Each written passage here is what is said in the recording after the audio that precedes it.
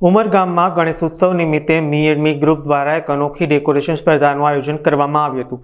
આ સ્પર્ધાનો મુખ્ય ઉદ્દેશ્ય ગણેશ ભક્તો દ્વારા સમાજને કોઈ સકારાત્મક સંદેશો આપતા ડેકોરેશન બનાવવાનો હતો।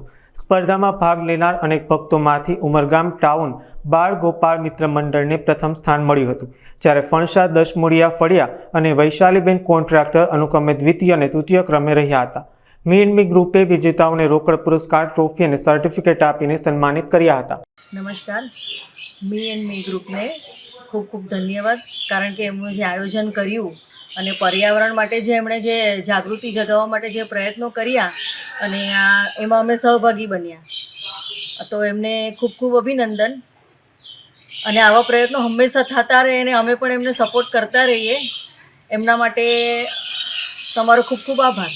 આવતા વર્ષે આમાં વધારે ને વધારે લોકો જોડાય એવા પ્રયત્નો સાથે આગળ વધે એમ શુભેચ્છા પાઠવું।